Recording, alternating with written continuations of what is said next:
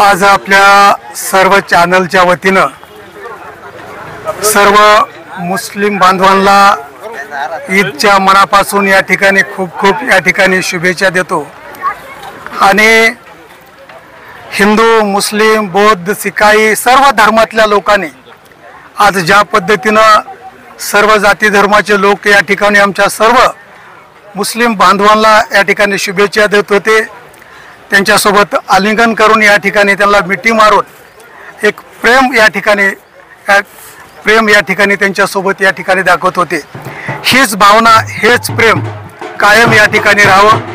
योगायोगाने काल पाडवा आज ईद असे एकत्रित सण आल्याच्यामुळं तर आणखीन भाईचारा आणि हिंदू मुस्लिम या ठिकाणी आम्ही सर्वजण एक आहोत या पद्धतीचं या ठिकाणी एक अत्यंत चांगलं प्रेमाचं या ठिकाणी आलिंगन या ठिकाणी आपल्याला पाहायला मिळालं।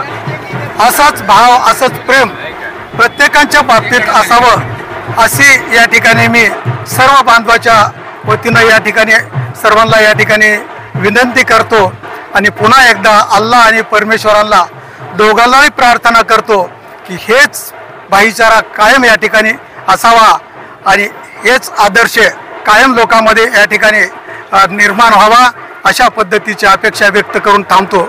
जय हिंद, जय महाराष्ट्र। साहेब, महत्त्वाचा प्रश्न आहे। राज्यामध्ये परिस्थिती जर बघितली तर परभणी आणि काल बीडमध्ये घडलेल्या घटनेवरती त्या संबंधित आरोपीला माथे फिरू बोललं जाते आणि नागपूरमध्ये दंगल घडली त्यावेळेस आतंकवादी म्हणून घोषित केले होते।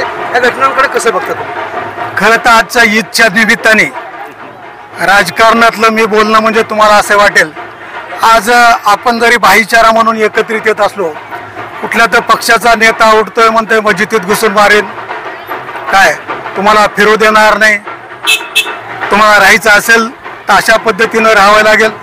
आणि तेच नेते पुन्हा येऊन जर आपल्याला समजा ईद मिलाप असेल किंवा ईदग्यावर येऊन भेटी देणं असेल, मला वाटतं जे पोटात आहे ते पोटात असलं पाहिजेत, जे पोटात आहे त्याच पद्धतीचा आपण नाटक केला तर मला वाटतंय लोकांनाही चांगलं वाटेल। स्वतःच्या स्वार्थाच्यासाठी आणि काय आता प्रत्येकाला वाटतंय की सगळंच मला पाहिजेत आणि तुम्ही कुठल्या तर एका लाईनमध्ये राहायला पाहिजे, कुठला तर एक विचार घेऊन आपण लोकांमध्ये आला पाहिजेत, तरच ह्या सगळ्या गोष्टी सर्वसामान्य माणसाच्या हिताच्या होऊ शकणार आहेत। आपण जसं म्हणतो की आता अशी परिस्थिती झाली आहे, एक जणांना हिंदुत्वाचे गोडे गायचे, एक जणांनी पुरोगामी विचाराचे गोडे गायचे आणि भारतीय जनता पक्षाने ह्या दोघांनाही कामाला लावून आपलं राज्य करायचं, ही महाराष्ट्रातली खऱ्या अर्थाने आजची परिस्थिती आहे।